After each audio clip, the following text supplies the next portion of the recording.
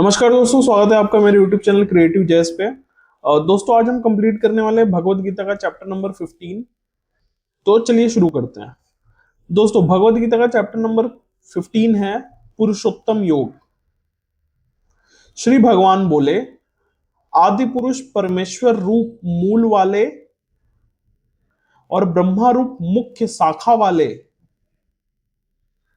जिस संसार रूप पीपल वृक्ष को अविनाशी कहते हैं तथा वेद जिसके पत्ते हैं,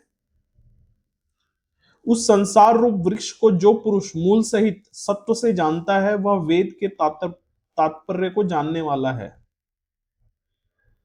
उस संसार वृक्ष की तीनों गुणों रूप जल के द्वारा बढ़ी हुई है एवं विषय भोग रूप कोपलों वाली देव, मनुष्य और तिर्यक आदि योनि रूप शाखाएं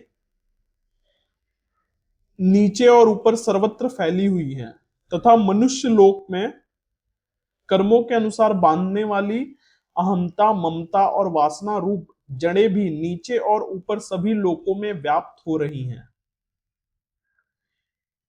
इस संसार वृक्ष का स्वरूप जैसा कहा है वैसा यहां विचार काल में नहीं पाया जाता है,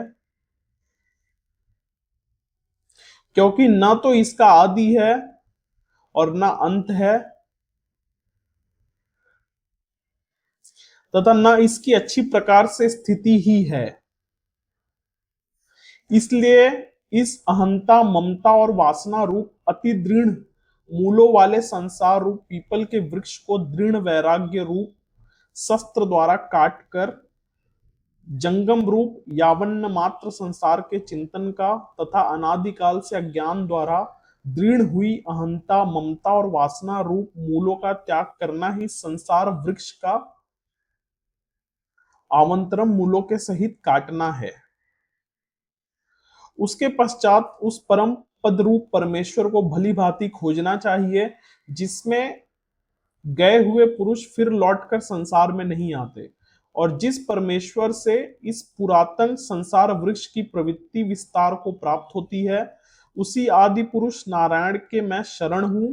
इस प्रकार दृढ़ निश्चय करके उस परमेश्वर का मनन और निधि ध्यासन करना चाहिए, जिसका मान और मोह नष्ट हो गया है, जिन्होंने आसक्ति रूप दोष को जीत लिया है, जिनकी परमात्मा के स्वरूप में नित्य स्थिति है और जिनकी कामनाएं पूर्ण रूप से नष्ट हो गई है, वे सुख दुख नामक द्वंद्वों से विमुक्त ज्ञानी जन उस अविनाशी परम पद को प्राप्त होते हैं। जिस परम पद को प्राप्त होकर मनुष्य लौटकर संसार में नहीं आते, उस स्वयं प्रकाश परम पद को न सूर्य प्रकाशित कर सकता है, न चंद्रमा और न अग्नि ही। वही मेरा परम धाम है। इस देह में यह जीवात्मा मेरा ही सनातन अंश है और वही इन प्रकृति में स्थित मन और पांचों इंद्रियों को आकर्षित करता है। वायु गंध के स्थान से गंध को जैसे ग्रहण करके ले जाता है, वैसे ही देहादिका स्वामी जीवात्मा भी जिस शरीर का त्याग करता है, उससे इस मन सहित इंद्रियों को ग्रहण करके फिर शरीर को प्राप्त होता है। यह जीवात्मा छोत्र, चक्षु और त्वचा को तथा रसना, घ्राण और मन को आश्रय करते हैं, अर्थात इन सबके सहारे से ही विषयों का सेवन करते हैं। शरीर को छोड़कर जाते हुए को अथवा शरीर में स्थित हुए को अथवा विषय को भोगते हुए को, इस प्रकार तीनों गुणों से युक्त हुए को भी अज्ञानी जन नहीं जानते। केवल ज्ञान रूप नेत्रों वाले विवेकशील ज्ञानी ही तत्व से जानते हैं। यत्न करने वाले योगी जन भी अपने हृदय में स्थित इस आत्मा को तत्व से नहीं जानते, किंतु उन्होंने अपने अंतःकरण को शुद्ध नहीं किया है। ऐसे अज्ञानी जन तो यत्न करते रहने पर भी इस आत्मा को नहीं जान पाते। सूर्य में स्थित जो तेज संपूर्ण जगत को प्रकाशित करता है तथा जो तेज चंद्रमा में है और जो अग्नि में है, उसको तू मेरा ही तेज जान।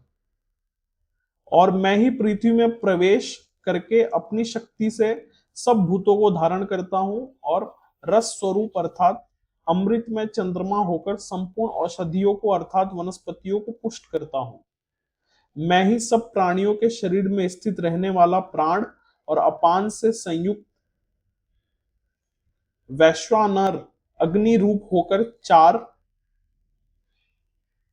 प्रकार के अन्न को पचाता हूं। मैं ही सब प्राणियों के हृदय में अंतर्यामी रूप से स्थित हूं तथा मुझसे ही स्मृति, ज्ञान और अपोहन होता है, और सब वेदों द्वारा मैं ही जानने योग्य हूं तथा वेदांत का कर्ता और वेदों को जानने वाला भी मैं ही हूं। इस संसार में नाशवान और अविनाशी भी ये 2 प्रकार के पुरुष हैं। इसमें संपूर्ण भूत प्राणियों के शरीर तो नाशवान और जीवात्मा अविनाशी कहा जाता है। इन दोनों से उत्तम पुरुष तो अन्य ही है, जो तीनों लोकों में प्रवेश करके सबका साधारण पोषण करता है, एवं अविनाशी परमेश्वर और परमात्मा इस प्रकार कहा गया है।